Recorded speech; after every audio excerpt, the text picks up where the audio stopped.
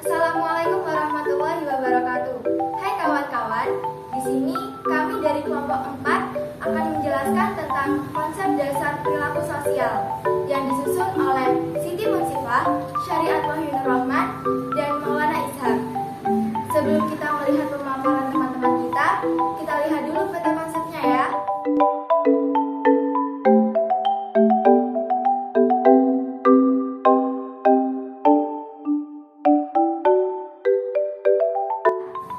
Oke, mari kita tonton video berikut ini. Enjoy! Yang pertama adalah perilaku sosial. Sebelum membahas lebih lanjut tentang perilaku sosial, kita perlu mengetahui pengertian perilaku sosial itu sendiri. Perilaku biasanya disamakan dengan istilah sikap atau attitude. Perilaku sosial merupakan salah satu perilaku yang menunjukkan adanya suasana paling ketergantungan yang merupakan keharusan untuk menjamin keberadaan manusia. Perilaku ini secara naluri dimiliki oleh manusia karena kebutuhannya untuk dapat berinteraksi dengan orang lain. Perilaku sosial menjadi salah satu faktor yang teramat penting untuk dikaji, terutama karena perilaku ini berkaitan dengan bagaimana seseorang memberikan respon atau menanggapi pendapat orang lain dalam melakukan aktivitas. Oke, yang selanjutnya adalah persepsi. Setiap orang memiliki pendapat atau pandangan yang berbeda dalam melihat suatu objek yang sama. Perbedaan pandangan ini akan dapat ditindaklanjuti dengan perilaku atau tindakan yang berbeda pula. Pandangan itu disebut dengan persepsi. Persepsi seorang akan menentukan bagaimana ia akan menilai atau memandang dunia.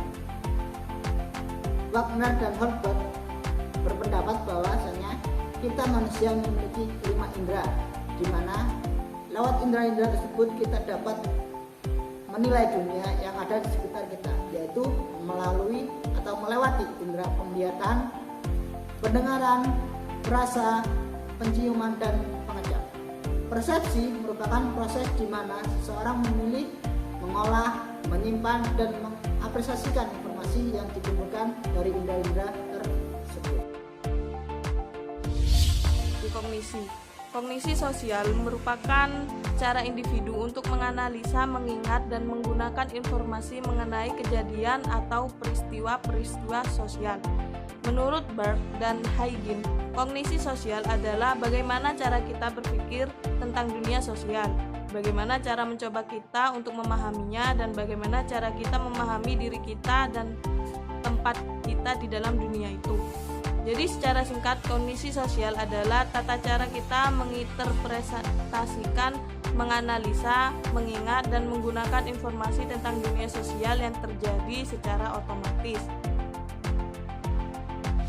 Sosial.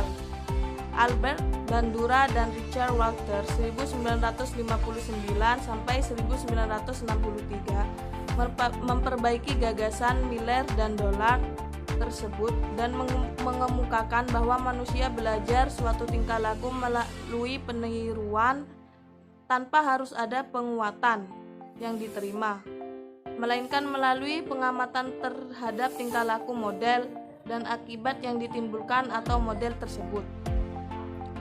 Proses belajar ini disebut dengan observation learning. Sebagai contoh, banyak anak yang bertingkah laku agresif karena mengamati tingkah laku agresif dari sosok model yang ada di film atau kartun.